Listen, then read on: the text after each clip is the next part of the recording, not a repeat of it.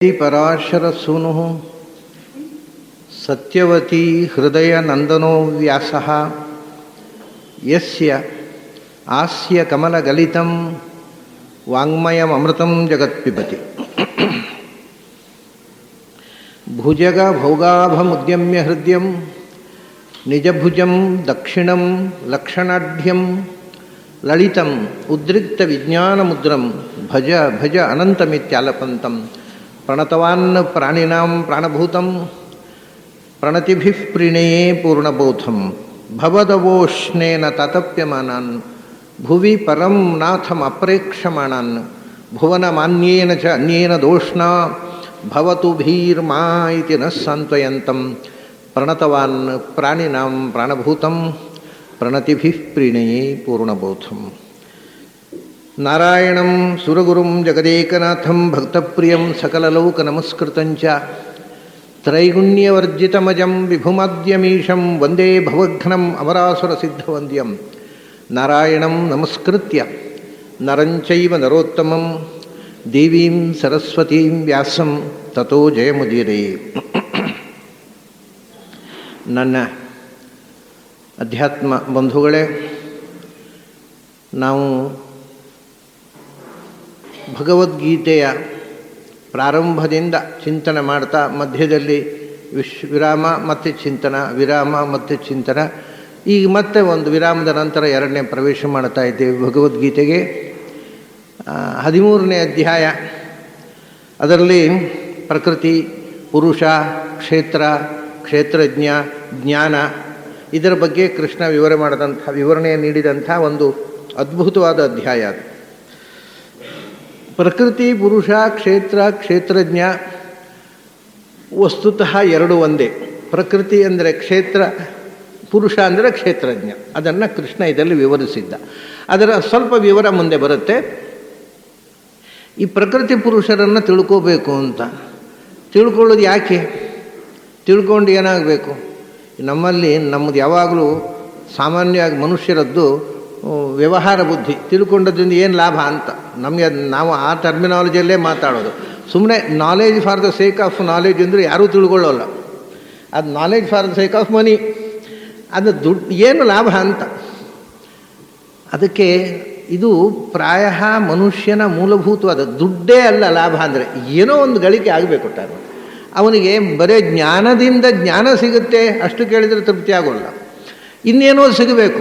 ಜ್ಞಾನದಿಂದ ಏನು ಸಿಗುತ್ತೆ ಅಂತ. ಇದು ಇವತ್ತು ನಿನ್ನೆಯ ಸ್ವಭಾವ ಅಲ್ಲ, ಮನುಕುಲದ ಸ್ವಭಾವ ಅಂದಮೇಲೆ ಮನುಷ್ಯ ಸ್ವಭಾವ. ಅದು ಮನುಷ್ಯ ಹುಟ್ಟಿದಂದರೆ ನೀತಿ. ಯಾಕೆಂದರೆ ವೇದದಲ್ಲಿ, ಪುರಾಣಗಳಲ್ಲಿ ಒಂದು ವಿಷಯವನ್ನು ಹೇಳಿದಾಗ ತತ್ಕ್ಷಣ ಅದರ ಫಲಶ್ರುತಿ. ಇದನ್ನು ಮಾಡಿದರೆ ಏನಾಗತ್ತೆ, ಹಿಂದೆ ಏನಾಗಿತ್ತು ಹಿಂದಿನವರಿಗೆ, ಈ ಮುಂದೆ ಏನಾಗುತ್ತೆ, ಇದನ್ನು ಬಹಳ ರೋಚಕವಾಗಿ ವಿವರಿಸ್ತಾರೆ. ಹಾಗಾದರೆ ಫಲಶ್ರುತಿ ಅನ್ನುವಂಥ ಒಂದು ಪರಂಪರೆ ಬಂದದ್ದೇ ಏನು ಫಲ ಅನ್ನೋ ಪ್ರಶ್ನೆಗೆ ಉತ್ತರ ಸಿಗದೇ ಇದ್ದರೆ ಮನುಷ್ಯರು ಮಾಡೋಲ್ಲ ಅಂತ ಋಷಿಗಳಿಗೆ ಖಚಿತವಾಗಿತ್ತು. ಹಾಗೆಯೇ ಕೃಷ್ಣ ಕೂಡ ಪ್ರಕೃತಿ ಪುರುಷ ಜ್ಞಾನ ಬೇಡ ಅಂತ ಹೇಳುವವರೇ ಬಹಳ ಮಂದಿ. ನಮಗೆ ಕೆನ್ನೆ ತಟ್ಟಿಕೊಂಡ್ರೆ ಸಾಕು, ಜ್ಞಾನ ಯಾಕೆ ಬೇಕು ಅಂತ. ಅದು ಜ್ಞಾನ ಬೇಕು ಅನ್ನೋ ಭಾವನೆ ಬರಬೇಕಾಗಿದ್ದರೇನೆ ಬಹಳ ಕಷ್ಟ.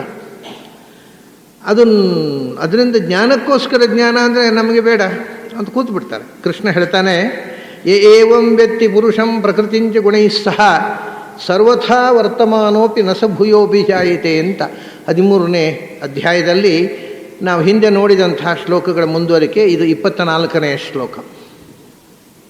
ಅವನು ಹೇಳ್ತಾನೆ, ಏವಂ ವ್ಯಕ್ತಿ ಪುರುಷಂ ಪ್ರಕೃತಿಂಚ. ನಾನು ಹಿಂದೆ ಹೇಳಿದಂತೆ ಪ್ರಕೃತಿಯನ್ನು, ಪುರುಷನನ್ನು ಯಾರು ತಿಳ್ಕೊಳ್ತಾನೆ, ಹೇಗೆ ಪ್ರಕೃತಿ ಪುರುಷರ ಗುಣಗಳ ಜೊತೆಗೆ ತಿಳ್ಕೊಳ್ಳೋದು ಅಂದರೆ ಅದರಲ್ಲಿ ಇರತಕ್ಕಂಥ ಒಳ್ಳೆಯ ಅಂಶವನ್ನು ಗ್ರಹಣ ಮಾಡೋದು, ಗುಣಗಳನ್ನು ಗ್ರಹಣ ಮಾಡೋದು. ಆ ಪ್ರಕೃತಿ ಪುರುಷರಲ್ಲಿ ಇರತಕ್ಕ ಗುಣಗಳು, ಆ ಗುಣಗಳು ತಿಳ್ಕೊಳ್ಳೋದು ಅಂದರೆ ಆ ಗುಣಗಳಿಂದ ಪ್ರಕೃತಿ ಪುರುಷರಲ್ಲಿರುವ ಭೇದದ ಜ್ಞಾನ. ಆ ಗುಣ ಅಂದರೆ ಕ್ವಾಲಿಟಿ ಅಂತ ಅರ್ಥ, ವಿಶೇಷಣಗಳು. ಅದರಲ್ಲಿ ಇರತಕ್ಕಂಥ ಧರ್ಮಗಳಿಂದ ಪ್ರಕೃತಿ ಮತ್ತು ಪುರುಷರಲ್ಲಿರತಕ್ಕಂಥ ಅಂತರವನ್ನು, ಭೇದವನ್ನೂ ತಿಳಿದು ಯಾರು ಇಷ್ಟು ತಿಳ್ಕೊಂಡು ಪ್ರಕೃತಿ ಪುರುಷರನ್ನು ಅರ್ಥ ಮಾಡಿಕೊಳ್ಳುತ್ತಾನೆ ಅವನಿಗೇನು ಫಲ ಅಂತ. ನಸ ಭೂಯೋಭಿಜಾಯತೆ ಅಂತ ಕೃಷ್ಣ. ಅವನಿಗೆ ಪುನರ್ಜನ್ಮವೇ ಇಲ್ಲ. ಇದು ಮೋಕ್ಷ ಸಾಧನವಾದಂಥ ಮಹಾಜ್ಞಾನ. ಅದಕ್ಕಿಂತ ದೊಡ್ಡ ಲಾಭ ಏನು ಬೇಕು? ಅಲ್ಲ ಅದೆಲ್ಲ ಇದೆಲ್ಲ ತುಂಬ ಪಟ್ಟಿ ಉಂಟಲ್ವ, ಅನುಷ್ಠಾನಗಳು ಹಾಗೆ ಮಾಡಬೇಕು, ಹೀಗೆ ಮಾಡಬೇಕು, ಹಾಗೆ ಮಾಡಬೇಕು, ಹೀಗೆ ಮಾಡಬೇಕು, ಇಲ್ಲದಿದ್ದರೆ ಏನು ಮಾಡಿದರೂ ಉಪಯೋಗ ಇಲ್ಲ. ಏನಿಲ್ಲ, ಸರ್ವಥಾ ವರ್ತಮಾನೋಪಿಯಿಂದ ನೀವು ಹೇಗೆ ಬೇಕಾದರೆ ಬದುಕ್ರಿ. ಯಾಕೆಂದರೆ ಜ್ಞಾನದ ಮುಂದೆ ಯಾವ ಅನುಷ್ಠಾನವೂ ಬಾಧಕ ಆಗೋದಿಲ್ಲ. ಒಂದು ವೇಳೆ ಅವನು ಪಥಭ್ರಷ್ಟನಾದರೂ ಕೂಡ ಜ್ಞಾನ ಅವನನ್ನು ರಕ್ಷಣೆ ಮಾಡುತ್ತೆ. ಇದರ ಅರ್ಥ ದಾರಿ ತಪ್ಪಬೇಕು ಅಂತಲ್ಲ. ಅಕಸ್ಮಾತ್ತಾಗಿ ಒಬ್ಬ ಅನುಷ್ಠಾನದ ದಾರಿಯಲ್ಲಿ ಪತಿತನಾದರೂ ಅವನು ಜ್ಞಾನಿಯಾಗಿದ್ದರೆ ಅವನನ್ನು ಪ್ರಶ್ನಿಸಬೇಡ. ಯಾಕಂದರೆ ಜ್ಞಾನವೇ ಅವನನ್ನು ಸೆಟ್ ರೈಟ್ ಮಾಡುತ್ತೆ, ಸರಿದಾರಿಗೆ ತಂದು ನಿಲ್ಲಿಸಿಬಿಡುತ್ತೆ. ಅದರಿಂದ ಜ್ಞಾನ ಎಲ್ಲಕ್ಕಿಂತ ದೊಡ್ಡ ವಸ್ತು. ಸರ್ವಥಾ ವರ್ತಮಾನೋಪಿ, ಅವನು ಹೇಗೆ ಬೇಕಾದ್ರೆ ನಡ್ಕೊಳ್ಳಿ, ಪ್ರಶ್ನಿಸಬೇಡ. ಯಾಕೆಂದರೆ ಅವನು ಮತ್ತೆ ಹುಟ್ಟೋಲ್ಲಪ್ಪ. ನೀನು ಅವನ್ನ ಪ್ರಶ್ನಿಸ್ತಾ ಮತ್ತೆ ಮತ್ತೆ ಹುಡ್ತಾ ಇರ್ತೀಯ, ಅವನು ಮತ್ತೆ ಹುಟ್ಟೋಲ್ಲ. ಅದರಿಂದ ಜ್ಞಾನಕ್ಕೆ ಆಕ್ಷೇಪ ಮಾಡಬೇಡ ಅಂತ ಕೃಷ್ಣ ಜ್ಞಾನಕ್ಕೆ, ಯಾಕೆಂದರೆ ನಹಿ ಜ್ಞಾನೇನ ಸದೃಶಂ ಪವಿತ್ರಮೇಹ ವಿದ್ಯತೆ ಅಂತ ಘೋಷಣೆ ಮಾಡಿದವ ಕೃಷ್ಣ. ಜ್ಞಾನಕ್ಕೆ ಸಾಟಿಯಾಗಿರತಕ್ಕ ಇನ್ನೊಂದು ಪ್ಯೂರಿಫೈಯರ್, ಪವಿತ್ರ ಅಂದರೆ ನಮ್ಮನ್ನು ಸ್ವಚ್ಛಗೊಳಿಸುವಂಥದ್ದು. ನೋಡಿ, ನಾವು ಸ್ನಾನ ಮಾಡಬಹುದು, ಮೈ ತೊಳೆಯಬಹುದು, ನಾನಾ ಬಗೆಯ ಸೋಪ್ ಹಾಕಬಹುದು, ಏನು ಮಾಡಿದರೂ ಮೈ ಸ್ವಚ್ಛವಾಗುತ್ತೆ ಹೊರತು ಒಳಗೆ ಸ್ವಚ್ಛವಾಗಲ್ಲ. ಮೈಯ ಹೊರಗೆ, ಒಳಗೆ ಸ್ವಚ್ಛವಾಗೋಲ್ಲ. ಮನಸ್ಸು ಸ್ವಚ್ಛವಾಗೋಲ್ಲ. ನಮಗೆ ಯಾವುದು ಸ್ವಚ್ಛ ಆಗಬೇಕು? ಒಳಗೆ ಅಂತಃಶುದ್ಧಿ. ಅದಕ್ಕಿಂತ ಮುಖ್ಯ ಮನಸ್ಸು ಸ್ವಚ್ಛವಾಗಬೇಕು. ಅದಕ್ಕೆ ಒಂದೇ ಒಂದು ಸಾಧನ ಅಂತಂದರೆ, ಮನಸ್ಸನ್ನು ಕೊಳೆ ಮಾಡದೇ ಇರುವ ಒಂದೇ ಒಂದು ವಸ್ತು ಅಂದರೆ ಜ್ಞಾನ. ಅದರಿಂದ ಜ್ಞಾನದಷ್ಟು ಪವಿತ್ರವಾದ, ನಮ್ಮನ್ನು ಸ್ವಚ್ಛಗೊಳಿಸುವ ಇನ್ನೊಂದು ಸಾಧನ ಇಲ್ಲ ಅಂತ ನಮ್ಮ ಗುರುಗಳು ವಿದ್ಯಾಮಾನ್ಯ ತೀರ್ಥರು ಒಂದು ಮಾತು ಹೇಳ್ತಿದ್ದರು. ಅಂದರೆ ಅವರು ಹೇಳ್ತಾರೆ, ಯಾರು ಬೇರೆ ಯಾರು ಹೇಳಲಿಕ್ಕಿಲ್ಲ ಆ ಮಾತನ್ನು. ಅವರು ಅಂದರೆ ಅವರ ಪ್ರಾಮಾಣಿಕತೆಯ ಪರಾಕಾಷ್ಠ. ಯಾವುದನ್ನು ಮುಚ್ಚುಮರೆಯಿಲ್ಲದೆ ಬದುಕಿದಂಥ ಯತಿಗಳವರು. ಅವರಂಥ ಯತಿಗಳನ್ನು ನೋಡಬೇಕು ಅಂದರೆ ಮತ್ತೆ ಅವರೇ ಬರಬೇಕು. ಅಂಥ ಒಂದು ಮಹಾನ್ ಯತಿಯವರು. ನಮ್ಮ ಕಾಲದಲ್ಲಿ ಅಂಥ ಇನ್ನೊಂದು ವ್ಯಕ್ತಿಯನ್ನು ನಾವು ನೋಡೋದು ಸಾಧ್ಯ ಇಲ್ಲ. ಅಂಥವ್ರ ಹತ್ರ ಓದಿದ್ದೇನೆ ಅನ್ನೋದು ಒಂದು ನನಗೆ ಮನಸ್ಸಿಗೆ ಯಾವಾಗಲೂ ಸಂತೋಷ ಕೊಡತಕ್ಕಂಥ ಸಂಗತಿ. ನನ್ನನ್ನು ಬಹಳ ಪ್ರೀತಿಯಿಂದ ಪಾಠ ಹೇಳಿದ್ದಾರೆ ನನಗೆ. ಅವರು ಒಂದು ಮಾತು ಹೇಳ್ತಿದ್ದರು, ನಿಜವಾಗಿ ಬೇರೆ ಯಾರು ಹೇಳಲಿಕ್ಕಿಲ್ಲ, ಅವರು ಮಾತ್ರ ಅಷ್ಟು ಮುಕ್ತವಾದ ಹೃದಯದು. ಅವರು ಹೇಳೋದು, ಪೂಜೆ ಮಾಡ್ತೇನೆ ನಾನು, ಆದರೆ ಪೂಜೆ ಮಾಡುವಾಗ ನನಗೆ ಏಕಾಗ್ರತೆ ಬರೋಲ್ಲ. ಅದು ನನ್ನ ಸಾಧನೆ ಅಲ್ಲ. ನನ್ನ ನಿಜವಾದ ಪೂಜೆ ಅಂದರೆ ಪಾಠ ಪ್ರವಚನ ಅಂತ ಹೇಳ್ತಿದ್ದರು. ಪಾಠ ಪ್ರವಚನವೇ ನನ್ನ ಪೂಜೆ, ಅದರಲ್ಲಿ ನನಗೆ ಏಕಾಗ್ರತೆ ಬರುತ್ತೆ. ಇದೇ ಜ್ಞಾನದ ಪೂಜೆ. ಜ್ಞಾನದ ಪೂಜೆಯೇ ಪೂಜೆ. ಅದಕ್ಕೆ ಎದುರು ಬೇರೆ, ನಾನು ಪೀಠದ ಮುಂದೆ ಕೂತು ವಿಗ್ರಹಕ್ಕೆ ಪೂಜೆ ಮಾಡ್ತೇನೆ, ಭಕ್ತಿಯಿಂದ ಮಾಡ್ತೇನೆ, ಆದರೂ ನನಗೆ ಪಾಠದಲ್ಲಿ ಇರುವ ಏಕಾಗ್ರತೆ ಪೂಜೆಯಲ್ಲಿ ಬರೋಲ್ಲ ಅಂತ. ಅದು ಮುಖ್ಯ ಆಗಬೇಕಾದ್ರೆ ನಮಗೆ ಎಲ್ಲ ಎಕ್ಸ್ಟರ್ನಲ್ ಆಚರಣೆಗಳಿಗಿಂತ ಮಾನಸಿಕ ಆಚರಣೆ ಮುಖ್ಯ ಆಗಬೇಕು. ಮಾನಸಿಕ ಆಚರಣೆ ಅಂದರೆ ಜ್ಞಾನದ ಮೂಲಕ, ಅದು ಬಿಟ್ಟರೆ ಬೇರೆ ಆಚರಣೆಯೇ ಇಲ್ಲ. ಹಾಗಾಗಿ ಕೃಷ್ಣ ಹೇಳ್ತಾನೆ, ಸರ್ವಥಾ ವರ್ತಮಾನೋಪಿ, ನೀನು ಹೊರಗಿನ ಜನಕ್ಕೆ ಹೇಗೆ ಬೇಕಾದ್ರೆ ನಡ್ಕೋ, ಅದು ಮಾನದಂಡ ಅಲ್ಲ. ನಿನ್ನ ಒಳಗಿನ ಮಾನಸಿಕ ಸ್ಥಿತಿ ಏನಿದೆ ಅನ್ನೋದು ಮುಖ್ಯ. ಮನಸ್ಸು ಶುದ್ಧವಾಗಿದೆಯೋ ನೀನು ಪರಿಶುದ್ಧ. ಹೊರಗಿನಿಂದ ಏನು ಬೇಕಾದ್ರೆ ಆಗು, ಅದು ಹೊರಗಿನಿಂದ ಮಡಿ ಮಾಡಿ ಒಳಗೆ ಮಡಿಯಾಗಲಿಕ್ಕೆ ಆಗುವುದಿಲ್ಲ. ಆದರೆ ಒಳಗೆ ಮಡಿಯಾದರೆ ಒಳಗೂ ಹೊರಗೂ ಮಡಿಯಾಗತ್ತೆ. ಸರ್ವಥಾ ವರ್ತಮಾನೋಪಿದ್ದು, ಇದನ್ನು ಅನೇಕ ಸರ್ತಿ ಕೃಷ್ಣ ಬೇರೆ ಬೇರೆ ಸಂದರ್ಭಗಳಲ್ಲಿ ಹೇಳ್ತಾನೆ. ನಾವು ಜ್ಞಾನಕ್ಕೆ ಒತ್ತು ಕೊಡಬೇಕು. ಜ್ಞಾನಕ್ಕೆ ಅನುಷ್ಠಾನವೂ ಕೂಡ ಕರ್ಮಣಾ ಜ್ಞಾನ ಮಾತನೋತಿ. ನಾವು ಕರ್ಮಾನುಷ್ಠಾನ ಮಾಡೋದು ಜ್ಞಾನಕ್ಕೋಸ್ಕರ, ಕರ್ಮಕ್ಕೋಸ್ಕರ ಅಲ್ಲ. ಜ್ಞಾನಕ್ಕೋಸ್ಕರ, ಕರ್ಮ ಜ್ಞಾನಕ್ಕೋಸ್ಕರ, ಕರ್ಮಕ್ಕೋಸ್ಕರ ಅಲ್ಲ. ಆದ್ದರಿಂದ ಶಾಸ್ತ್ರ ಹೇಳುತ್ತೆ, ಕರ್ಮ ಯಾಕೆ ಮಾಡಬೇಕು? ಕರ್ಮಣ ಜ್ಞಾನ ಮಾತನೋತಿ ಜ್ಞಾನೇನಾಮೃತಿ ಭವತಿ ವೇದ. ನೀವು ಕರ್ಮದಿಂದ ನಿಮ್ಮ ಮನಃಶುದ್ಧಿ ಮಾಡಿಕೊಳ್ಳಿ, ಮನಃಶುದ್ಧಿಯಿಂದ ಜ್ಞಾನ ಗಳಿಸಿಕೊಳ್ಳಿ, ಜ್ಞಾನದಿಂದ ಅಮೃತತ್ವವನ್ನು ಪಡೆಯಿರಿ. ಹೊರತು ಕರ್ಮದಿಂದ ಅಮೃತತ್ವ ಸಿಗೋಲ್ಲ.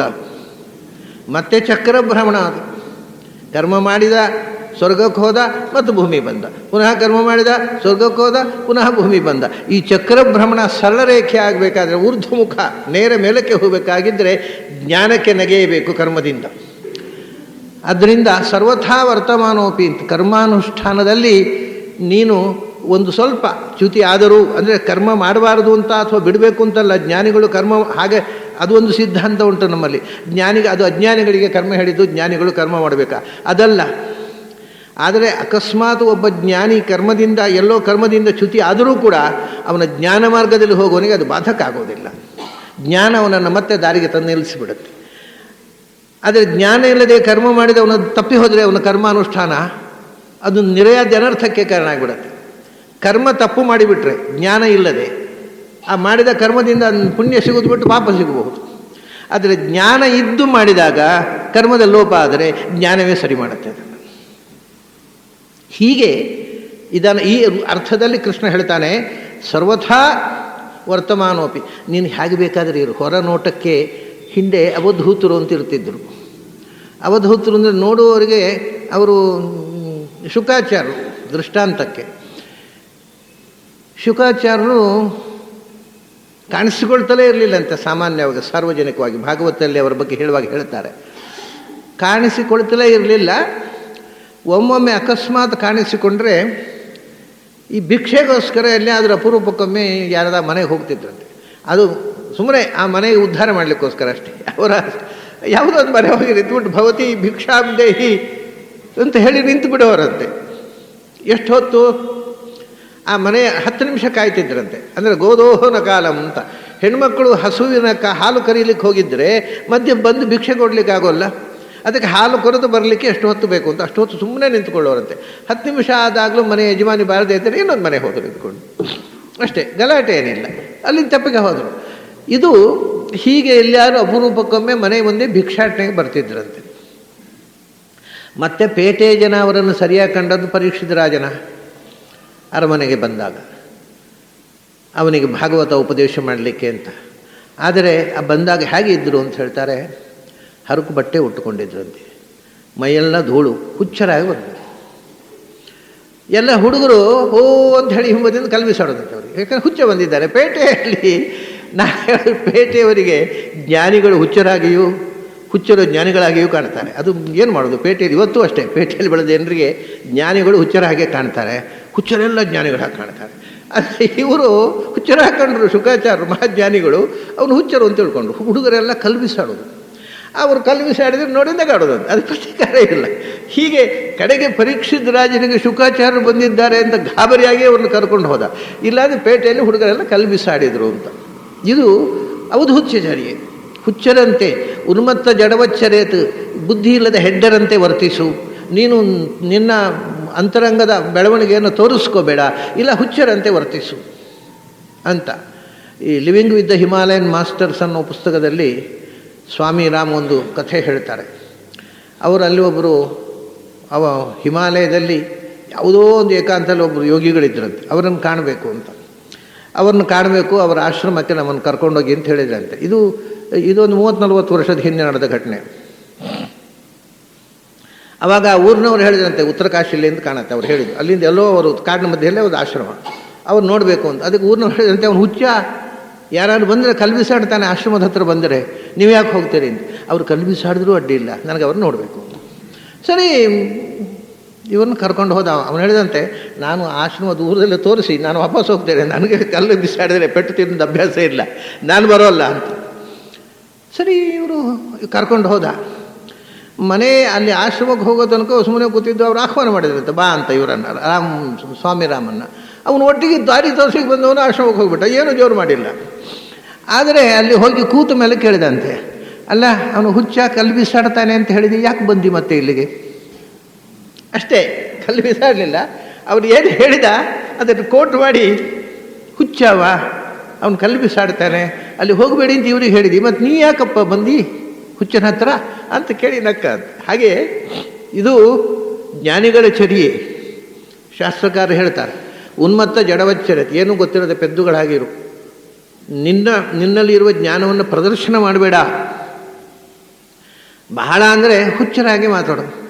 ಕಡೆಗೆ ಅಂತ ಮಾತಾಡು, ಒಳ್ಳೆ ವಿದ್ವಾಂಸ, ಅದೇನು ಸ್ವಾಮಿ, ಸ್ವಲ್ಪ ಸುತ್ತ ಕಮ್ಮಿ ಮಾತಾಡೋ ಉಪಯೋಗ ಅಂತ ಹೋಗ್ತಾರೆ ಜನ. ದೊಳ್ಳೆ ವಿದ್ವಾಂಸ, ಏನು ಮಾಡೋದು, ಪ್ರಾರಬ್ಧ ಕರ್ಮ, ಬುದ್ಧಿ ಸರಿ ಇಲ್ಲ ಅಂತ ಹೇಳ್ತಾರೆ. ಹುಚ್ಚು ಮಾತಾಡು, ಜನ ಕಾಟ ಕೊಡೋಲ್ಲ, ಆವಾಗ ನಿನಗೆ ಏಕಾಂತ ಸಿಗುತ್ತೆ ಅಂತ. ಹಾಗಾಗಿ ಆ ಹೊರಗಿನ ವರ್ತನೆ ಉಂಟಲ್ಲ, ಅದು ಯಾವಾಗಲೂ ಅದನ್ನು ಜ್ಞಾನಿಗಳು ಹೊರಗಿನ ವರ್ತನೆಯನ್ನು ಮುಚ್ಚಿಡುತ್ತಾರೆ, ಅದು ತೋರಿಸ್ಕೊಡೋದಿಲ್ಲ. ಅವರು ಏನು ಸಾಧನೆ ಇದ್ದರೂ ಯಾರೂ ನೋಡದ ಏಕಾಂತದಲ್ಲಿ ಅದು ಅದಕ್ಕೆ ಕೃಷ್ಣ ಹೇಳೋದು ಸರ್ವಥಾ ವರ್ತಮಾನೋಪಿ. ಹೊರಗಿನ ಲೌಕಿಕ ಪ್ರಪಂಚ ಹೇಗೆ ಬೇಕಾದರೆ ಇರು, ಅದು ಅಧ್ಯಾತ್ಮಕ್ಕೆ ಸಂಬಂಧ ಇಲ್ಲ. ಆದರೆ ಅಧ್ಯಾತ್ಮ ಪ್ರಪಂಚದಲ್ಲಿ, ಒಳಗಿನ ಪ್ರಪಂಚದಲ್ಲಿ ಸ್ವಚ್ಛವಾಗಿರು. ಏನು ಸ್ವಚ್ಛತೆ? ಪ್ರಕೃತಿಂ ಪುರುಷಂ ಏವಂ ವೇತ್ತಿ ಪುರುಷಂ ಪ್ರಕೃತಿಂಚ. ಪುರುಷನನ್ನು ಪ್ರಕೃತಿಯನ್ನು ತಿಳ್ಕೋಬೇಕು. ಏನು ಪುರುಷ ಪ್ರಕೃತಿ ಅಂದರೆ? ಎರಡು ವಿಧ ಪುರುಷರು, ಎರಡು ವಿಧ ಪ್ರಕೃತಿ ಇದೆ. ಪುರುಷ ಅಂದರೆ ಒಂದು, ಈ ಪ್ರಪಂಚದಲ್ಲಿ ಇರತಕ್ಕಂಥ ಎಲ್ಲ ಜೀವರುಗಳು ಪುರುಷ ಶಬ್ದವಾಚ್ಯರು. ಪುರುಷ ಅಂದರೆ ಜೀವರು, ಹೆಣ್ಮಕ್ಕಳು ಗಂಡಸರು ಎಲ್ಲ ಪುರುಷರು.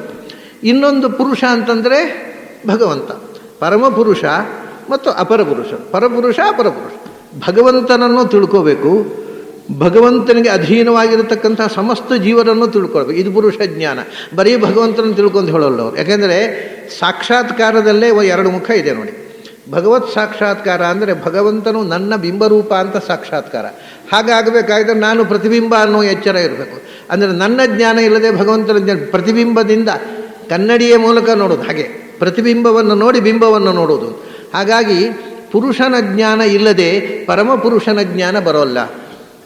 ಹಾಗೆ ಪ್ರತಿಯೊಬ್ಬರಿಗೂ ತನ್ನ ಅರಿವು ಮಾತ್ರ ಅಲ್ಲ, ಸಮಸ್ತ ಜೀವರು ಭಗವಂತನಿಗೆ ಅಧೀನರು ಅನ್ನೋ ಎಚ್ಚರ ಬೇಕು. ಆಗ ಬ್ರಹ್ಮಾದಿ ಸಮಸ್ತ ಜೀವರು ಭಗವಂತನ ಪರಿವಾರಭೂತರು, ಅವನೊಬ್ಬನೇ ಸ್ವತಂತ್ರ. ಅಂದರೆ ಏನು ಹೇಳಬೇಕಾಯಿತು? ಸ್ವತಂತ್ರಂ ಅಸ್ವತಂತ್ರಂಚ. ಒಂದು ಸ್ವತಂತ್ರ ತತ್ವ ಇದೆ, ಉಳಿದ ಜೀವರೆಲ್ಲ ಅವನಿಗೆ ಅಧೀನವಾದ ಅಸ್ವತಂತ್ರ ಜೀವರು ಅಂತ ತಿಳ್ಕೋಬೇಕು. ಇದು ಪುರುಷನನ್ನು ತಿಳ್ಕೊಳ್ಳೋದು. ಪುರುಷರನ್ನು ಮತ್ತು ಪುರುಷನನ್ನು, ಆತ್ಮ ಮತ್ತು ಪರಮಾತ್ಮ. ಅದಕ್ಕೆ ಸಂಬಂಧಪಟ್ಟ ಎರಡಿದೆ. ಪರಮಾತ್ಮನಿಗೆ ಸಂಬಂಧಪಟ್ಟ ಪ್ರಕೃತಿ ಒಂದಿದೆ, ನಮಗೆ ಸಂಬಂಧಪಟ್ಟ ಪ್ರಕೃತಿ ಒಂದಿದೆ. ಪರಮಾತ್ಮನಿಗೆ ಸಂಬಂಧಪಟ್ಟ ಪ್ರಕೃತಿಯಿಂದ ಚೇತನ ಪ್ರಕೃತಿ ಲಕ್ಷ್ಮಿ, ನಮಗೆ ಸಂಬಂಧಪಟ್ಟ ಪ್ರಕೃತಿ ಜಡ ಪ್ರಕೃತಿ, ಈ ಪ್ರಪಂಚ. ಹಾಗಾದರೆ ಪುರುಷಂ ಅಂದರೆ ಚೇತನಾತ್ಮಕವಾದ ಪ್ರಪಂಚವನ್ನು, ಆ ಚೇತನಾತ್ಮಕವಾದ ಪ್ರಪಂಚಕ್ಕೆ ನಿಯಾಮಕ ಶಕ್ತಿಗಳಾದ ಲಕ್ಷ್ಮೀನಾರಾಯಣರನ್ನು, ತಂದೆ ತಾಯಿಗಳನ್ನು ತಿಳ್ಕೊ, ಮಕ್ಕಳನ್ನು ತಿಳ್ಕೊ. ಮಕ್ಕಳು ಎರಡು, ಜಡ ಮತ್ತು ಚೇತನ ಅಥವಾ ಜಡ ಚೇತನಾತ್ಮಕವಾದಂಥ ಪ್ರಪಂಚ. ಪ್ರಕೃತಿ ಅಂದರೆ ಚೇತನಾತ್ಮಕ ಪ್ರಪಂಚ. ಚೇತನ ಪ್ರಕೃತಿ ಅಂದರೆ ಲಕ್ಷ್ಮಿ, ಆ ಚೇತನ ಪ್ರಕೃತಿ ಅಂದರೆ ನಮ್ಮ ಕಣ್ಣು ಮುಂದೆ ಇರತಕ್ಕ ಪಂಚಭೂತಾತ್ಮಕವಾದ ಈ ವಿಶ್ವ, ಪಿಂಡಾಂಡ ಮತ್ತು ಬ್ರಹ್ಮಾಂಡ. ಅದನ್ನು ತಿಳ್ಕೋ. ಬ್ರಹ್ಮಾಂಡವನ್ನು ತಿಳ್ಕೋ. ಬ್ರಹ್ಮಾಂಡದಲ್ಲಿ ಇರತಕ್ಕಂಥ ಆದಿ ಜೀವನಿಂದ ಹಿಡಿದು ಪಿಂಡಾಂಡದಲ್ಲಿರತಕ್ಕ ಒಬ್ಬ ಸಣ್ಣ ಜೀವನ ತನಕ ಜೀವರನ್ನು ತಿಳ್ಕೋ. ಈ ಬ್ರಹ್ಮಾಂಡದಲ್ಲಿರತಕ್ಕ ಜೀವನಿಗೆ, ಪಿಂಡಾಂಡದಲ್ಲಿರತಕ್ಕ ಜೀವನಿಗೆ ಮತ್ತು ಇಡೀ ಬ್ರಹ್ಮಾಂಡ ಪಂಚಭೂತಾತ್ಮಕವಾದ ಸಮಸ್ತ ವಿಶ್ವಕ್ಕೆ ನಿಯಾಮಕರಾಗಿ ತಂದೆ ತಾಯಿಯಾಗಿ ಲಕ್ಷ್ಮೀನಾರಾಯಣರಿದ್ದಾರೆ ಅಂತ ತಿಳ್ಕೊ. ಇಷ್ಟು ತಿಳ್ಕೊಂಡ್ರೆ ಮೋಕ್ಷಕ್ಕೆ ಹೋಗಲಿಕ್ಕೆ ದಾರಿ ಸುಗಮಾಯಿತು. ಇಷ್ಟೇ ತಿಳ್ಕೊಳ್ಬೇಕಾದ್ದು, ಅದರಲ್ಲಿ ಅದು ವಿವರ ತಿಳ್ಕೊಳ್ಳೋ. ಯಾಕೆಂದರೆ ಹಾಗಾದರೆ ನಮ್ಗೆ ಗೊತ್ತಾಗೋಯ್ತು, ಬ್ರಹ್ಮಾಂಡ ಪಿಂಡಾಂಡ ಅದಕ್ಕೆ ನಿಯಾಮಕಗಳಾಗಿ ಶ್ರೀತತ್ವ, ನಾರಾಯಣ ಸರ್ವತಂತ್ರ, ಉಳಿದ ಜೀವನ ಅಧೀನ ಅಂತ. ಈಗ ನಮಗೆ ಹಾಗಾದ್ರೆ ಮೋಕ್ಷಕ್ಕೆ ಬೇಕಾದ ವಿಷಯ ಬಂದು ಹೋಯ್ತಾ? ಆಗಿಲ್ಲ. ಗುಣೈಸ್ಸಹ ಅಂದರು. ಭಗವಂತನನ್ನು ಅವನ ಗುಣಗಳ ಉಪಾಸನೆ ಮಾಡಬೇಕು, ಶ್ರೀತತ್ವ ಅವಳ ಗುಣಗಳ ಉಪಾಸನೆ ಮಾಡಬೇಕು. ಈ ಜಡದ ಗುಣಗಳೇನು, ಚೇತನದ ಗುಣಗಳೇನು, ಇದರ ಅಂತರ ಏನು, ಯಾವುದು ದೊಡ್ಡದು ಯಾವುದು ಸಣ್ಣದು, ಇದೆಲ್ಲವನ್ನು ತಿಳುಬೇಕು ಅಂದರೆ ದೊಡ್ಡ ಬ್ರಹ್ಮಾಂಡ ಜ್ಞಾನ ಇದು. ಎಷ್ಟು ತಿಳಿದರೂ ಮುಗಿಯದಂಥ ಜ್ಞಾನವನ್ನು ಕೃಷ್ಣ ಒಂದು ಲೈನ್ನಲ್ಲಿ ಹೇಳಿದ ಅಷ್ಟೇ. ಭಗವಂತನನ್ನು ತಿಳ್ಕೋಬೇಕು. ಭಗವಂತ ಸ್ವತಂತ್ರ, ಉಳಿದದ್ದೆಲ್ಲ ಚೇತನ ಪ್ರಕೃತಿ, ಜೀವರು, ಜಡ ಪ್ರಕೃತಿ ಎಲ್ಲವೂ ಅಸ್ವತಂತ್ರ. ಇದು ಒಂದು ಗುಣ, ಒಂದು ಸ್ವತಂತ್ರ, ಇನ್ನೊಂದು ಅಸ್ವತಂತ್ರ. ಆಮೇಲೆ ಭಗವಂತ ಸರ್ವಕರ್ತೃ, ಲಕ್ಷ್ಮೀ ಭಗವನ್ ಮಾತ್ರ ಅಧೀನ ಕರ್ತರು, ಜೀವರು ಸೋತ್ತಮಾಧೀನ ಕರ್ತೃಗಳು, ಜಡ ಅಕರ್ತೃ, ಅದಕ್ಕೆ ಕರ್ತೃತ್ವ ಇಲ್ಲ. ಇದು ಅದರ ಗುಣಗಳನ್ನು ತಿಳ್ಕೊ. ಕರ್ತೃತ್ವ ಒಂದು ತಗೊಳ್ಳಿ. ಕರ್ತೃತ್ವ ಎಲ್ಲದಲ್ಲಿಯೂ ಇದೆ. ಅದು ಜಡದಲ್ಲಿಯೂ ಕರ್ತೃತ್ವ ಇದೆ. ಈಗ ಎಲೆ ಹಂದಾಡಿತು ಅಂತ ಹೇಳ್ತೇವೆ ನಾವು, ಆದರೆ ಅದು ಬುದ್ಧಿಪೂರ್ವಕ ಅಲ್ಲ. ಅಬುದ್ಧಿಪೂರ್ವಕ ಕರ್ತೃತ್ವ ಜಡದ ಧರ್ಮ. ಬುದ್ಧಿಪೂರ್ವಕ ಪರಾಧೀನ ಬುದ್ಧಿಪೂರ್ವಕ ಕರ್ತೃತ್ವ ಜೀವದ ಧರ್ಮ. ಭಗವನ್ ಮಾತ್ರಾಧೀನ ಬುದ್ಧಿಪೂರ್ವಕ ಕರ್ತೃತ್ವ ರಮೆಯ ಧರ್ಮ. ಸ್ವತಂತ್ರ ಬುದ್ಧಿಪೂರ್ವಕ ಕರ್ತೃತ್ವ ಭಗವಂತನ ಧರ್ಮ. ಇದು ಗುಣಗಳ ಅರಿವು. ಒಂದೊಂದು ಸಂಗತಿಯನ್ನು ಹೀಗೆ ಕರ್ತೃತ್ವ ತಗೊಂಡ್ರೆ ಈ ನಾಲ್ಕರಲ್ಲಿ ಹಾಗಿದೆ. ಜ್ಞಾನ, ಸರ್ವವಿಷಯಕ ಜ್ಞಾನ, ಸರ್ವಜ್ಞಾನ, ಸರ್ವವಿಷಯಕ ಅನಂತ ಜ್ಞಾನ ಭಗವಂತನದ್ದು. ಅದು ಭಗವದಧೀನವಾದ, ಭಗವದ್ವಿಷಯದಲ್ಲಿ ಸರ್ವವಿಷಯಕ ಅಲ್ಲದ ಇತರತ್ರ ಸರ್ವವಿಷಯಕವಾದ ಜ್ಞಾನ ರಮೆಯ ಜ್ಞಾನ. ಜೀವರದ್ದು ರಮಾ ವಿಷಯದಲ್ಲಿಯೂ ಪ್ರಪಂಚದ ವಿಷಯದಲ್ಲಿಯೂ ಬ್ರಹ್ಮದೇವರಿಗೆ ಒಬ್ಬರಿಗೆ ಬಿಟ್ಟರೆ, ಬ್ರಹ್ಮವಾಯುಗಳಿಗೆ ಬಿಟ್ಟರೆ ಉಳಿದವರಿಗೆ ಅಪೂರ್ಣ ಜ್ಞಾನ. ಜಡಕ್ಕೆ ಜ್ಞಾನ ಇಲ್ಲ. ಹೀಗೆ ಗುಣೈ ಸಹ ಅಂತ ಪ್ರತಿಯೊಂದು ವಸ್ತುವನ್ನು ಅದರ ಎಕ್ಸ್ಕ್ಲೂಸಿವ್ ಕ್ವಾಲಿಟಿಯ ಜೊತೆಗೆ ಗುಣ ಅಂತ ಅನ್ನೋದನ್ನು ಅದರ ವಿಶೇಷ ಧರ್ಮ, ಅಸಾಧಾರಣ ಧರ್ಮ, ಎಕ್ಸ್ಕ್ಲೂಸಿವ್ ಕ್ವಾಲಿಟಿ ಅನ್ನುವ ಅರ್ಥದಲ್ಲಿ ಕೃಷ್ಣ ಹೇಳ್ತಾನೆ. ಪ್ರತಿಯೊಂದು ವಸ್ತುವನ್ನು ಅದು ಭಗವಂತರು ಈಗ ಹೀಗೆ ತಿಳ್ಕೊಂಡಾಗ ಏನಾಗತ್ತೆ, ಇದರ ಜೊತೆಯಲ್ಲಿ ನಮಗೆ ಗುಣಗಳು ತಿಳಿದಾಗ ಭಗವಂತ ಬೇರೆ. ಯಾಕೆಂದರೆ ಭಗವಂತ ಸ್ವತಂತ್ರ, ನಾನು ಅಸ್ವತಂತ್ರ. ಭಗವಂತ ಆನಂದಮಯ, ನಾನು ದುಃಖ ಉಂಟು ನನಗೆ. ಭಗವಂತ ಜ್ಞಾನಪೂರ್ಣ, ನನ್ನಲ್ಲಿ ಅಜ್ಞಾನ ಇದೆ. ಜ್ಞಾನ ಇರಬಹುದು, ಆದರೆ ಜ್ಞಾನಕ್ಕಿಂತಲೂ ಹೆಚ್ಚಿರುವುದು ಅಜ್ಞಾನ. ಭಗವಂತ ಆನಂದಮಯ, ನನ್ನಲ್ಲಿ ಒಂದು ಚಾರುಚೂರು ಆನಂದ ಇರಬಹುದು, ಅದು ಆನಂದಕ್ಕಿಂತ ಹೆಚ್ಚು ದುಃಖ ಇದೆ. ಈಗ ಇದು ಗುಣಗಳನ್ನು ತಿಳ್ಕೊಂಡಾಗ ಭಗವಂತ ಮತ್ತು ಜೀವ ಎರಡು ಒಂದೇ ಅಂತ ಕಲ್ಪನೆ ಮಾಡುವುದೂ ಸಾಧ್ಯ ಆಗುವುದಿಲ್ಲ. ಅದಕ್ಕೆ ಕೃಷ್ಣ ತಿಳ್ಕೊಳ್ಳುವಾಗ ಗುಣಗಳ ಅದರ ಅಸಾಧಾರಣ ಧರ್ಮಗಳ ಜೊತೆಗೆ ಚಿಂತನೆ ಮಾಡು, ಅವಾಗ ನಿಮಗೆ ಅಭೇದ ಚಿಂತನೆ ಕನಸಿನಲ್ಲಿಯೂ ಮಾಡಲಿಕ್ಕಾಗುವುದಿಲ್ಲ.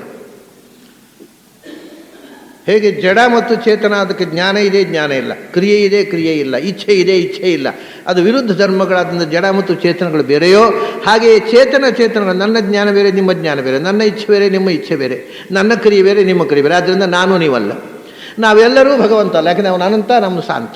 ಹೀಗೆ ಪ್ರತಿಯೊಂದು ವಸ್ತುವನ್ನು ಅದರದರ ಕ್ವಾಲಿಟಿಯ ಜೊತೆಗೆ ಚಿಂತನೆ ಮಾಡಿದಾಗ ಯಾವುದೂ ಎಲ್ಲವೂ ಒಂದೇ ಅಂತ ಉದ್ಗಾರ ಮಾಡಲಿಕ್ಕೆ ಬರೋದಿಲ್ಲ. ಅದು ನಮಗೆ ಅದು ಹೇಗೆ ಹೇಳೋದು ಅಂತ ನಮ್ಮ ಆತ್ಮಸಾಕ್ಷಿಯೇ ಕುಟ್ಟುತ್ತೆ. ಆ ಮಾತು ಹೇಗೆ, ಯಾವ ಬಾಯಿಂದ ಹೇಳೋದು? ನಾನು ಇಷ್ಟು ವಿರುದ್ಧ ಧರ್ಮಗಳಿರುವಾಗ ಎಲ್ಲ ಒಂದೇ ಅಂತ ಹೇಗೆ ಹೇಳೋದು? ಅದು ಸರಕಾರಿ ಘೋಷಣೆಯ ಹಾಗೆ. ಏನು ಅಂದರೆ 18 ವರ್ಷ ದಾಟಿದವರೆಲ್ಲರೂ ಈ ದೇಶದಲ್ಲಿ ಸಮಾನರು, ಅವ್ರು ಯಾರೂ ಕೂಡ ಈ ದೇಶದ ಪ್ರಧಾನಿಯೂ ಆಗ್ಬೋದು, ರಾಷ್ಟ್ರಪತಿ ಆಗ್ಬೋದು, ಆಗೋಲ್ಲ, ಅಷ್ಟೇ ಆಗ್ಬೋದು ಒಂದು ಸ್ಟೇಟ್ಮೆಂಟ್. ಆ ಥರ ಸರ್ಕಾರಿ ಸ್ಟೇಟ್ಮೆಂಟ್ನ ಹಾಗೆ ಅದು 100ಕ್ಕೆ 100ರಷ್ಟು ಢೊಂಗಿ. ಅದು ನಮಗೆ ಆಸೆ ಹುಟ್ಟಿಸೋದು, ನೀವು ಪ್ರಧಾನಿ ಆಗಬಹುದು, ನೀವು ರಾಷ್ಟ್ರಪತಿ ಆಗ್ಬೋದು, ಆದರೆ ಆಗೋಲ್ಲ, ಅದು ನಿಮ್ಮ ಪ್ರಾರಬ್ಧ, ನಾವೇನು ಮಾಡೋದು? ಹಾಗಾದರೆ ಆಗಬಹುದು ಅಂತ ಹೇಳಿದ್ದೆಲ್ಲ ಆಗೋದಿಲ್ಲ. ಕೆಲವರಿಗೆ ಆಗುತ್ತೆ, ಕೆಲವರಿಗೆ ಆಗೋಲ್ಲ, ಇದೇ ಭೇದ. ಆಗಬಹುದು ಅನ್ನೋ ಪ್ರಶ್ನೆ ಅದು ಹೈಪೋಥೆಟಿಕಲ್, ಆದರೆ ವಾಸ್ತವ ಏನು ಅಂದರೆ ಆಗೋಲ್ಲ ಅನ್ನೋದು. ಆಗಬಹುದಿತ್ತು, ಆದರೆ ಆಗಲಿಲ್ಲಲ್ಲ. ಅದು ಸತ್ಯ ಏನು ಅಂದರೆ, ಸತ್ಯ ಭಿನ್ನಾಶ್ಚ ಭಿನ್ನ ಧರ್ಮಾಶ್ಚ ಪದಾರ್ಥ ನಿಖಿಲ. ಒಂದು ವಸ್ತುವಿನಂತೆ ಇನ್ನೊಂದು ವಸ್ತು ಇಲ್ಲ. ಯಾವುದೇ no two things are equal in this creation. ಅದು ಜಡ ಇರ್ಬೋದು, ಚೇತನ ಇರ್ಬೋದು. ನೋಡಿ, ಪ್ರಪಂಚದಲ್ಲಿ ಯಾವುದಾದ್ರು ಒಂದೇ ಎರಡು ವಸ್ತು ಇದ್ದರೆ ಹೇಳಿ ನನಗೆ. ಕೋಟಿ ಕೋಟಿ ಹೆಬ್ಬೆಟ್ಟುಗಳಿವೆ, ಒಂದು ಹೆಬ್ಬೆಟ್ಟಿನಂತೆ ಈತನಿಗೆ ಇನ್ನೊಂದು ಹೆಬ್ಬೆಟ್ಟು ಸಿಗಲಿಲ್ಲ. ಹಾಗಾದರೆ ಭಗವಂತನ ಸೃಷ್ಟಿಯ ವೈವಿಧ್ಯ ನೋಡಿ, ಒಂದರಂತೆ ಒಂದಿಲ್ಲ ಅಂತ. ಒಂದು ಹೆಬ್ಬೆಟ್ಟಿನಂತೆ ಇನ್ನೊಂದು ಹೆಬ್ಬೆಟ್ಟಿಲ್ಲ. ಒಂದು ಪರಮಾಣುವಿನಲ್ಲಿರತಕ್ಕಂಥ ಎಲೆಕ್ಟ್ರಾನ್, ಪ್ರೋಟಾನ್ ಅಂತ ಇನ್ನೊಂದು ಪರಮಾಣುವಿನಲ್ಲಿಲ್ಲ. ಪ್ರತಿಯೊಂದರಲ್ಲಿಯೂ ಡಿಫರೆನ್ಸ್, ಒಂದರ ಅಂತೆ ಒಂದಿಲ್ಲ, ಒಂದರ ಹಾಗೆ ಒಂದಿಲ್ಲ, ವೈಷಮ್ಯ. ಆದ್ದರಿಂದ ಇದನ್ನೇ ಗುಣೈಸ್ಸಹ ಅಂತ ಹೇಳು. ಅದರ ಅಸಾಧಾರಣ ಧರ್ಮದ ಜೊತೆಗೆ ಆಯಾ ವಸ್ತುವನ್ನು ತಿಳ್ಕೊಂಡ್ರೆ ಯಾವುದು ಎಲ್ಲ ಒಂದೇ ಅಲ್ಲ, ಯಾವುದು ಒಂದಲ್ಲ ಅನ್ನೋದು ಗೊತ್ತಾಗುತ್ತೆ. ಪ್ರತಿಯೊಂದು ವಸ್ತುವನ್ನು ಈ ಪ್ರಪಂಚ ತಿಳ್ಕೊಳ್ಳೋದ್ರಿಂದ ಪರಮಾಣುವಿನ ತನಕ ತಿಳ್ಕೋಬೇಕಾಗತ್ತೆ. ಯಾಕೆಂದರೆ ಈಗ ಒಂದು ವೇಳೆ ಈ ಪ್ರಪಂಚ ಅನ್ನೋದು ನಮ್ಮದೇ ಕನಸು, ನಮ್ಮ ಭ್ರಾಂತಿ ಆದರೆ, ಸೃಷ್ಟಿ ಅಂತ ಹೇಳ್ತಾರೆ, ಪ್ರಪಂಚ ಕಾಣುತ್ತೆ ಆದರೆ ಇಲ್ಲ. ಹಾಗಾಗಿದ್ದರೆ ಆ್ಯಟಮ್ನ ಅವಶ್ಯಕತೆ ಇಲ್ಲ. ಯಾಕೆಂದರೆ ನಮಗೆ ಭ್ರಮೆಯಲ್ಲಿ ಕಾಣಲಿಕ್ಕೆ ಪರಮಾಣುವಿನಿಂದ ಈ ಪ್ರಪಂಚ ಅಲ್ಲಿ ಆಗಬೇಕಾಗಿಲ್ಲ. ಭ್ರಮೆಯಲ್ಲಿ ಕಾಣುವುದಷ್ಟೇ, ಇರುವುದೇ ಇಲ್ಲ ಅದು. ಮತ್ತು ಆ್ಯಟಮ್ ಯಾಕೆ ಬೇಕು? ಆ್ಯಟಮ್ ಯಾವಾಗ ಬೇಕು? ಇದನ್ನು ಆ್ಯಟಮ್ಗಳು ಒಟ್ಟಾಗಿ ದಣುಕುಗಳು ಒಟ್ಟಾಗಿ ತೆಣುಕಾಗಿ ಆಮೇಲೆ ದೊಡ್ಡ ವಸ್ತು ಆಗಿದ್ದರೆ ಆ್ಯಟಮ್ಸ್ ಬೇಕು. ಹಾಗೆ ಆದದ್ದಾದರೆ ಸುಳ್ಳಾಗುವುದಿಲ್ಲ. ಅದು ಸತ್ಯ ಆದರೆ ಆ್ಯಟಮ್ನ ನಿರ್ಮಾಣ ಆದ್ದರಿಂದ ಅದು ಹಾಗಾಗಿ ಸತ್ಯ ಅಂತ ನಮಗೆ ತಿಳಿದಾಗ ಅದನ್ನ ಆ್ಯಟಮ್ಸ್ ಬೇಕಾಗುತ್ತೆ. ಇದು ಸುಳ್ಳಾದರೆ ಆ್ಯಟಮ್ಸೇ ಬೇಡ. ಹಾಗಾದರೆ ಆ್ಯಟಮ್ಸ್ ಇಲ್ಲ ಅಂತ ಅನ್ನೋಣವ. ಆ್ಯಟಮ್ ಬಾಂಬು ಮಾಡ್ತಾರೆ, ಆ್ಯಟಮ್ ಇಲ್ಲ ಅಂತ ಹುಚ್ಚಿರೋದು ಹೇಳಲ್ವ ಜನರು. ಇದೆಲ್ಲ ಸಂಗತಿಗಳನ್ನು ಪ್ರತಿಯೊಂದು ವಸ್ತುವಿನ ಅದರ ಎಕ್ಸ್ಕ್ಲೂಸಿವ್ ಕ್ವಾಲಿಟಿಯನ್ನು ಗಮನಿಸಿದಾಗ ಜಗತ್ತು ಸತ್ಯ. ಜಗತ್ತಿನಲ್ಲಿ ಒಂದರಂತೆ ಒಂದಿಲ್ಲ. ಅದೆಲ್ಲವನ್ನೂ ನಿಯಂತ್ರಿಸ್ತಕ್ಕಂಥವರು, ಜಡವನ್ನು ನಿಯಂತ್ರಿಸುವವರು ಜೀವರು. ಜೀವರಲ್ಲಿ ತಾರತಮ್ಯ, ಒಬ್ಬ ಜೀವರಂತೆ ಇನ್ನೊಬ್ಬ ಜೀವ ಇಲ್ಲ. ಅದರಲ್ಲೂ ಒಬ್ಬನಿಂದ ಮೇಲೂ ಇನ್ನೊಬ್ಬ. ಹೇಗೆ ಹೈರಾರ್ಕಿ ರಾಜಕೀಯದಲ್ಲಿ ಬೇರೆ ಬೇರೆ ಪದವಿಗಳಿಗೆ ಹೈರಾರ್ಕಿ, ಅಥವಾ ಮಿಲಿಟರಿಯಲ್ಲಿ ಆಫೀಸರ್ಸ್ಗಳಿಗೆ ಹೈರಾರ್ಕಿ ಇದೆ, ಹಾಗೆ ಇಡೀ ವಿಶ್ವದಲ್ಲಿ ಹೈರಾರ್ಕಿ ಇದೆ. ಅದೆಲ್ಲದನ್ನು ನಿಯಂತ್ರಿಸ್ತಕ್ಕ ಜೀವಗಳಿಗೆ ಸರ್ವಶ್ರೇಷ್ಠವಾದ ಶಕ್ತಿ ಚತುರ್ಮುಖ. ಅವನನ್ನು ನಿಯಂತ್ರಿಸುವವಳು ತಾಯಿ ಲಕ್ಷ್ಮಿ. ಎಲ್ಲವನ್ನೂ ನಿಯಂತ್ರಿಸುವ ನಾರಾಯಣ. ಯಾಕಂದರೆ ಈ ಕ್ವಾಲಿಟಿಗಳನ್ನು ನೋಡ್ತಾ ಇದ್ದರೆ ಒಂದರಂತೆ ಒಂದಿಲ್ಲ, ಒಂದಕ್ಕೆ ಅಧೀನವಾಗಿ ಒಂದಿದೆ. ಡಿಪೆಂಡೆನ್ಸ್ ಅನ್ನುವಂಥದ್ದು ಎಲ್ಲ ಭಗವಂತ ಒಬ್ಬನನ್ನು ಬಿಟ್ಟು ಎಲ್ಲದರಲ್ಲಿ ಇರತಕ್ಕ ಸಮಾನ ಧರ್ಮ. ಆದರೆ ಡಿಪೆಂಡೆನ್ಸಲ್ಲಿ ಮತ್ತು ಗ್ರೇಡೇಷನ್ ಇದೆ.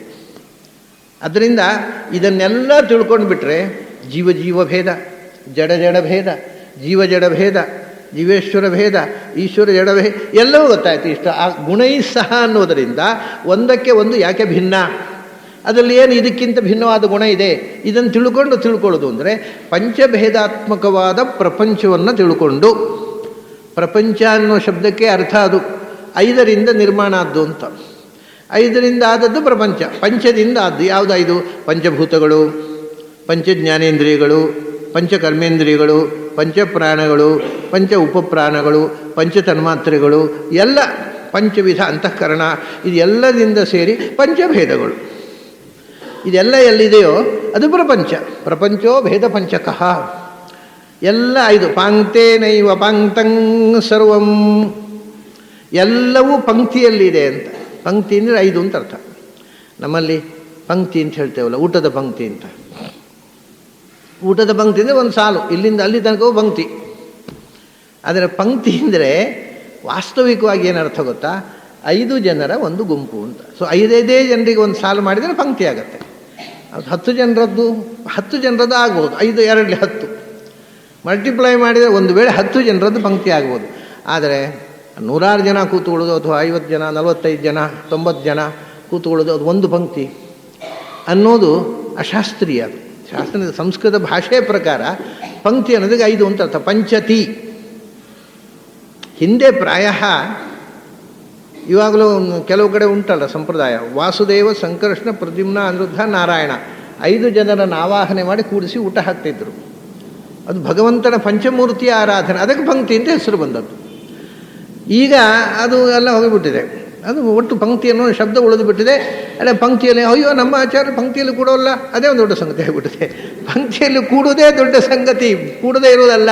ಯಾಕಂದರೆ ಪಂಚಮೂರ್ತಿಯಾದ ನಾರಾಯಣನ ಪ್ರತೀಕ ಅಂತ ಆರಾಧನೆ ಮಾಡಿ ಕೂಡಿಸೋದು, ಅದ್ರಲ್ಲಿ ಕೂಡದೇ ಇರೋದೇ ಒಂದು ದೊಡ್ಡ ಸಂಗತಿ. ಯಾಕೆಂದರೆ ನನ್ನ ಆಚಾರ್ಯರಿಗೂ ಅರ್ಥ ಗೊತ್ತಿಲ್ಲ, ಮಾಡಿಸೋರಿಗೂ ಅರ್ಥ ಗೊತ್ತಿಲ್ಲ, ಶಬ್ದ ಮತ್ತು ಉಳಿದು ಬಿಟ್ಟಿದೆ. ಪಂಕ್ತಿ ಅಂತಂದರೆ ಪಂಚರೂಪಿಯಾದ ಭಗವಂತನನ್ನು ಆವಾಹನೆ ಮಾಡಿ ಆರಾಧನೆ ಮಾಡುವುದು ಅಂತ ಅರ್ಥ. ಅದನ್ನು ಪಾಂಕ್ತೇನೈವ ಪಾಂಕ್ತಂ, ಎಲ್ಲವೂ ಪಾಂಕ್ತವಾಗಿದೆ. ನಾವು ಹೇಳ್ತೇವೆ ಪಾಂಕ್ತವಾಗಿ ನಡೆಯಿತು ಅಂತ. ನಮ್ಮ ಕನ್ನಡದಲ್ಲಿ ಪಾಂಕ್ತ ಚೆನ್ನಾಗಿ ನಡೀತು, ವ್ಯವಸ್ಥಿತವಾಗಿ ನಡೀತು, ಎಲ್ಲ ಪಾಂಕ್ತವಾಗಿ ನಡೀತು ಅಂತೇವೆ. ಪಾಂಕ್ತವಾಗಿ ನಡೆದಿಂದ 5 ಗುಂಪಿನಲ್ಲಿ ವ್ಯವಸ್ಥಿತವಾಗಿ ನಡೀತು ಅಂತ ಅರ್ಥ. ಆದರೆ ನಾವು ಕನ್ನಡದಲ್ಲಿ ಪಾಂಕ್ತ ಅನ್ನೋದಕ್ಕೆ ಈ ಅರ್ಥ ಬಿಟ್ಟು ಬಿಟ್ಟಿದ್ದೇವೆ. ಪ್ರಪಂಚದಲ್ಲಿ ಭಗವಂತ ಎಲ್ಲವೂ 5 ಗುಂಪಿನಲ್ಲಿ ಮಾಡಿದ. ಅದನ್ನು ನಿಯಮನ ಮಾಡೋದಕ್ಕೆ ಪ್ರಾಣದೇವರು ಪಂಚರೂಪದಿಂದ, ಪ್ರಾಣ ಅಪಾನ ವ್ಯಾನೋದಾನ ಸಮಾನ, ಅದಕ್ಕೂ ನಿಯಾಮಕನಾಗಿ ಭಗವಂತ ಪಂಚರೂಪದಿಂದ, ವಾಸುದೇವ, ಸಂಕರ್ಷಣ, ಪ್ರದ್ಯುಮ್ನ, ಅನಿರುದ್ಧ, ನಾರಾಯಣ ಎಲ್ಲವೂ ಪಂಚರೂಪವಾಗಿ ಪ್ರಪಂಚ ಸೃಷ್ಟಿಯಾಯಿತು. ಅದಕ್ಕೆ ಪ್ರಾಣದೇವರು ಪಂಚರೂಪದಿಂದ ನಿಂತರು ನಿಯಮನೆಗೆ, ಅವರಿಗೂ ರಕ್ಷಣೆಗಾಗಿ ಭಗವಂತ ಪಂಚರೂಪದಿಂದ ನಿಂತ. ಇದು ಪಾಂಕ್ತ. ಆದ್ದರಿಂದ ಇದನ್ನು ತಿಳಿದಾಗ ಪ್ರತಿಯೊಂದು ವಸ್ತುವಿನಲ್ಲಿ ಇರತಕ್ಕಂಥ ಅಂತರ ಗೊತ್ತಾಗತ್ತೆ, ಭೇದ ಗೊತ್ತಾಗತ್ತೆ, ಯಾವುದರಿಂದ ಯಾವುದು ದೊಡ್ಡದು ಅಂತ ಅನ್ನೋದು ಗೊತ್ತಾಗತ್ತೆ, ಎಲ್ಲಕ್ಕಿಂತ ದೊಡ್ಡದು ಯಾವುದು ಅಂತ ಗೊತ್ತಾಗತ್ತೆ. ಹೀಗೆ ಜಗತ್ತಿನ ತಂದೆ ತಾಯಿಗಳನ್ನು, ಭಗವಂತನಿಂದ ಸೃಷ್ಟವಾದ ಜೀವಕೋಟಿಯನ್ನು, ಜೀವಕೋಟಿಗೆ ಉಪಕರಣವಾಗಿ ಸೃಷ್ಟವಾದ ಜಡ ಪ್ರಪಂಚವನ್ನು, ಮತ್ತು ಅವುಗಳಲ್ಲಿ ಇರತಕ್ಕ ಪರಸ್ಪರ ಭೇದ ಜೀವರಲ್ಲಿ ಮತ್ತು ಜಡದಲ್ಲಿ, ಇದನ್ನು ತತ್ತದ್ದು ಗುಣೈ ಸಹ. ಈಗ ಜಡದಲ್ಲಿ ಒಂದರಂತೆ ಒಂದಿಲ್ಲ. ಒಂದು ಮರದಲ್ಲಿ 1000 ಎಲೆಗಳಿರುತ್ತೆ. ದೂರದಲ್ಲಿ ನೋಡಿಗೆಲ್ಲ ಒಂದೇ ಥರ ಅಲ್ವಾ? ಆದರೆ ನೀವು 2 ಎಲೆಯನ್ನು ಒಟ್ಟಿಗಿಡಿ, ಒಂದರಾಗ ಒಂದಿಲ್ಲ. That is difference. 2 ಲೀವ್ಸ್, ಒಂದು ಮರದ 2 ಎಲೆ ಒಂದರ ಹಾಗಿಲ್ಲ. ಪ್ರಪಂಚದಲ್ಲಿ ಕೋಟಿ ಮರಗಳಿರಬಹುದು, ಒಂದೊಂದು ಮರದಲ್ಲಿ ಲಕ್ಷ ಎಲೆಗಳಿರ್ಬೋದು. ಅಷ್ಟು ಕೋಟಿ ಮರಗಳ ಅಷ್ಟು ಲಕ್ಷ ಎಲೆಗಳು ಒಂದರಂತೆ ಒಂದಿಲ್ಲ. ಇದು ವೈಲಕ್ಷಣ್ಯ. ಪ್ರಪಂಚದಲ್ಲಿ ಈ ಭೇದವನ್ನು ಇಷ್ಟು ಒತ್ತು ಕೊಟ್ಟು ಭಗವಂತ ನಮಗೆ ಢಾಳಾಗಿ ತೋರಿಸಿದ್ದಾನೆ. ಆದರೂ ಇಲ್ಲ ಅಂತಂದರೆ ಏನು ಹೇಳಬೇಕ್ರಿ? ಯಾವುದು ಇಷ್ಟು ಢಾಳಾಗಿ ಪ್ರಪಂಚದಲ್ಲಿ ಅತ್ಯಂತ ಒತ್ತು ಕೊಟ್ಟು ಭಗವಂತ ಹೇಳೋದು ಪ್ರತಿಯೊಂದರಲ್ಲಿಯೂ ಭೇದ ಇದೆ ನೋಡುವಂತ. ನಾವು ಅದು ಇಲ್ಲ ಅಂತಂದುಬಿಟ್ರೆ ಮತ್ತೆ ಏನಿದೆ? ಯಾವುದು ಇದೆಯೋ ಅದು ಇಲ್ಲ ಆದರೆ ಮತ್ತೆ ಏನಿದೆ?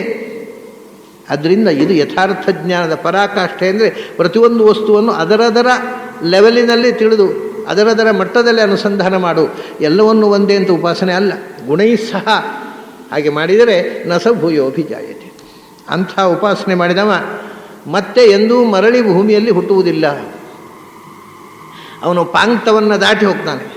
ಪಾಂಕ್ತವನ್ನು ದಾಟಿ ಈ ಪಾಂಕ್ತವನ್ನು ದಾಟಿ ಆ ಪಾಂಕ್ತವನ್ನು ಸೇರ್ತಾನೆ. ಅಂದರೆ ಈ 5 ದಾಟಿ ಆ 5 ಸೇರ್ತಾನೆ. ಪಂಚರೂಪಿಯಾದ ಭಗವಂತರನ್ನು ಸೇರ್ತಾನೆ. ಆದರೆ ಮತ್ತೆ ಈ ಪಂಚಭೂತಗಳ ಕಾಟ, ಪಂಚಭೂತಗಳ ಒಳಗೆ ಸಿಕ್ಕಾಕ್ಕೊಂಡು ಪಂಚಭೂತಾತ್ಮಕವಾದ ದೇಹದೊಳಗೆ ಒದ್ದಾಡಬೇಕಾದ್ದಿಲ್ಲ. ಆಗ ಮತ್ತೆ ಅವನಿಗೆ ಸ್ವರೂಪಭೂತವಾದ ದೇಹ ಮಾತ್ರ.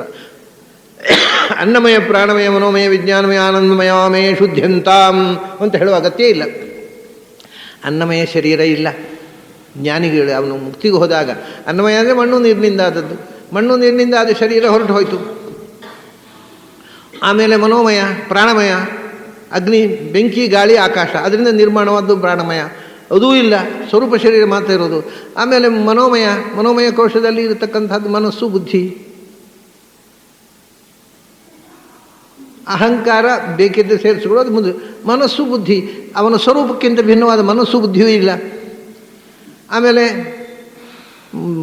ಚಿತ್ತ ಅಂದರೆ ಅಹಂಕಾರ ಮತ್ತು ವಿಜ್ಞಾನ, ಅಹಂಕಾರ ಮತ್ತು ಸ್ಮರಣೆ ಚಿತ್ತ, ಅದು ಇದು ವಿಜ್ಞಾನಮಯ ಕೋಶ. ಚೇತನ ಆನಂದಮಯ ಕೋಶ. ಇದು ಯಾವುದೂ ಜೀವಕ್ಕಿಂತ ಭಿನ್ನವಾದ ಚೇತನ ಇಲ್ಲ. ಇಲ್ಲಿ ಹೇಳ್ತಾರೆ ಅಲ್ಲಿ ಸುಖ ದುಃಖ ಇಚ್ಛಾ ಧೃತಿ ಸಂಘಾತ ಚೇತನಾ ಧೃತಿ ಅಂತ. ಚೇತನ ಅಂತಂದರೆ ಚಿತ್ತದ ವಿಸ್ತಾರ, ಜಡ, ಅದು ನಮ್ಮ ದೇಹದಲ್ಲಿರತಕ್ಕಂಥ ಭೌತಿಕ, ಅದೂ ಇಲ್ಲ. ಜೀವಸ್ವರೂಪದಲ್ಲಿ ಇದು ಯಾವುದೂ ಇಲ್ಲ. ಅದರಿಂದ ಪಂಚಕೋಶಗಳಿಂದ ಬಿಡುಗಡೆ, ಪಂಚಭೂತಗಳಿಂದ ಬಿಡುಗಡೆ, ಪಂಚ ಜಡ ಇಂದ್ರಿಯಗಳಿಂದ ಪಂಚ ಜಡ ಪ್ರಾಣಗಳಿಂದ ಬಿಡುಗಡೆ ಆಗಿ ಪಂಚರೂಪಿಯಾದ ಭಗವಂತನನ್ನು ಸೇರುವುದೇ ಮುಕ್ತಿ. ಅದರಿಂದ ಈ ಪಾಂಕ್ತದಿಂದ ಆ ಪಾಂಕ್ತಕ್ಕೆ ಸಾಗುವ ಪಯಣ ಅದು ಯಥಾರ್ಥ ಜ್ಞಾನದಿಂದ ಬರಬೇಕು. ಅದಕ್ಕೆ ಬೇಕಾಗಿರತಕ್ಕಂಥ ಜ್ಞಾನ ಪಂಚಮುಖವಾಗಿರಬೇಕು ಅಂತ. ಅಂದರೆ ಪ್ರಕೃತಿ, ಜಡ ಪ್ರಕೃತಿ, ಚೇತನ ಪ್ರಕೃತಿ, ಪುರುಷ ಪರಮಪುರುಷ ಜೀವ ಮತ್ತು ಇವರ ಪರಸ್ಪರ ಭೇದ, ಇದೇ ಪಂಚವಿಧ ಜ್ಞಾನ. ಪಂಚಜ್ಞಾನದಿಂದ ಈ ಪಂಚವನ್ನು ಬಿಟ್ಟು ಆ ಪಂಚಕ್ಕೆ ತೆರಳುವುದು, ಈ ಪ್ರಪಂಚವನ್ನು ಬಿಟ್ಟು ಆ ಪ್ರಪಂಚಕ್ಕೆ ತೆರಳುವುದು. ಅದನ್ನೇ ನಸಭೂಯೋಭಿಜಾಯಿತೆ. ಮತ್ತೆ ಹುಟ್ಟುವುದು ಅಂದರೆ ಈ ಐದಕ್ಕೆ ಸಿಕ್ಕಿ ಹಾಕ್ಕೊಳ್ಳೋದು. ಇಷ್ಟು ಕೃಷ್ಣ ಪ್ರಕೃತಿ ಪುರುಷ ಜ್ಞಾನಕ್ಕೆ ಕೊಟ್ಟ ಮಹತ್ವ. ತಿಳ್ಕೋಬೇಕಲ್ಲ, ಹೇಗೆ ತಿಳ್ಕೊಳ್ಳೋದು? ತಿಳ್ಕೊಳ್ಳಿಕ್ಕೆ ವಿಧಾನ ಏನು? ಅದಕ್ಕೆ ಮುಂದೆ ಕೃಷ್ಣ ಹೇಳ್ತಾನೆ, ಬಹಳ ವಿಧಾನ ಇದೆ, ಎಲ್ಲರಿಗೂ ಎಲ್ಲವೂ ಅಲ್ಲ. ಯಾಕೆಂದರೆ ಪುನಃ ಇದು ಡಿಫರೆನ್ಸ್. ಒಬ್ಬರು ತಿಳ್ಕೊಂಡ ಹಾಗೆ ಇನ್ನೊಬ್ಬರು ತಿಳ್ಕೊಳ್ಳಿಕ್ಕೆ ಆಗೋದಿಲ್ಲ. ಧ್ಯಾನೇನಾತ್ಮನಿ ಪಶ್ಯಂತಿ ಕೇಚಿದಾತ್ಮಾನಮಾತ್ಮನ. ಆಮೇಲೆ ಅನ್ಯೇ ಸಾಂಖ್ಯೇನ ಯೋಗೇನ ಕರ್ಮಯೋಗೇನ ಚಾಪರೆ ಅನ್ಯೇ ಯತ್ವೇತದ್ ಅಜಾನಂತಹ ಶ್ರುತ್ವಾನ್ಯೇಭ್ಯ ಉಪಾಸತೆ. ಅವನು ಸ್ಥೂಲವಾಗಿದ್ದಾರೆ, ವಿವರಗಳನ್ನು ನಾಳೆ ನೋಡೋಣ.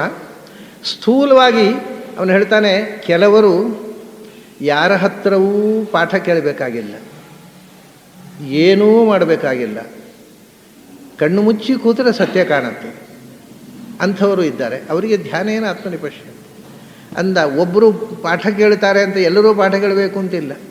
ಯಾರಿಗೆ ಪಾಠದ ಅಗತ್ಯ ಇಲ್ಲದೆ ಕಣ್ಣು ಮುಚ್ಚಿ ಕೂತಾಗ ಸತ್ಯ ಹೊಳೆಯುತ್ತೋ ಅವ್ರಿಗೆ ಯಾವ ಅಗತ್ಯವಿಲ್ಲ. ಅದನ್ನು ಕೆಲವರು ನೇರ ಧ್ಯಾನಕ್ಕೆ ಹೋಗ್ತಾರೆ. ಜ್ಞಾನ ಇದೆ, ಜ್ಞಾನದಿಂದ ಧ್ಯಾನಕ್ಕೆ ಹೋಗ್ತಾರೆ. ಕೆಲವರಿಗೆ ಜ್ಞಾನ ಗಳಿಸಿ ಜ್ಞಾನದ ಮೂಲಕ ಧ್ಯಾನಕ್ಕೆ ಹೋಗ್ತಾರೆ.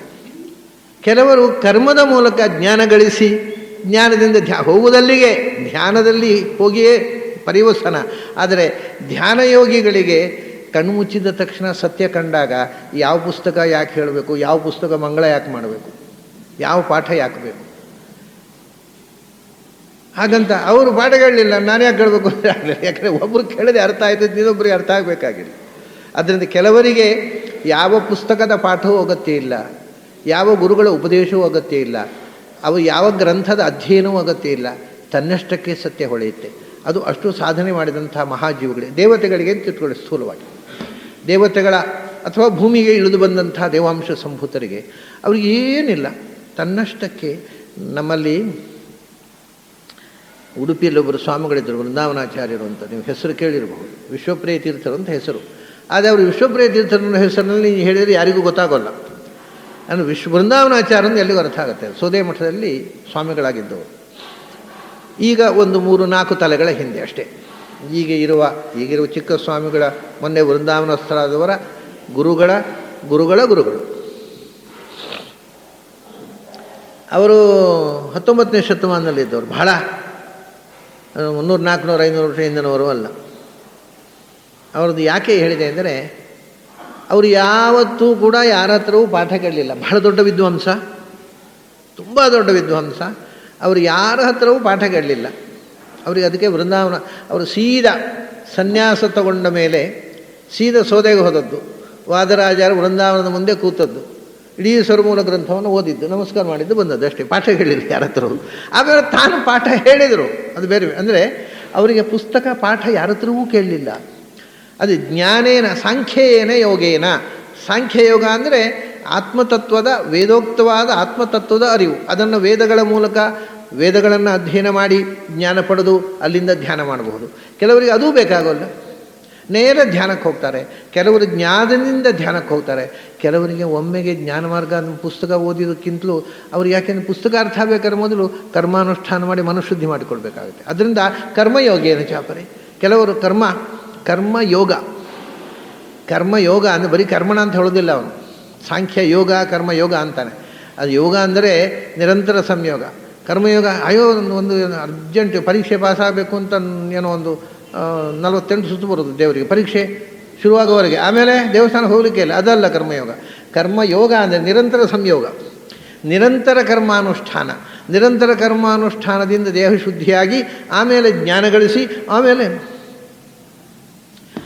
ಕರ್ಮಾನುಷ್ಠಾನ ಮಾಡಿದರು ನಮಗೆ ತಲೆ ಹೋಗಲ್ಲ ಸ್ವಾಮಿ ಅಂಥವ್ರೆ ಜಾಸ್ತಿ. ಬರೀ ಕರ್ಮಾನುಷ್ಠಾನ ನಮಗೆ ತಲೆ ಹೋಗಲ್ಲ ಸ್ವಾಮಿ, ಏನು ಮಾಡೋದು? ಅದಕ್ಕೆ ಶ್ರುತ್ವ ಅನ್ಯೇಭ್ಯ ಉಪಾಸತೆ ಅಂತ ಹೇಳಿದರು. ಕರ್ಮಯೋಗ, ಜ್ಞಾನಯೋಗ ಯಾವುದೂ ನಡೆಯೋದಿಲ್ಲ.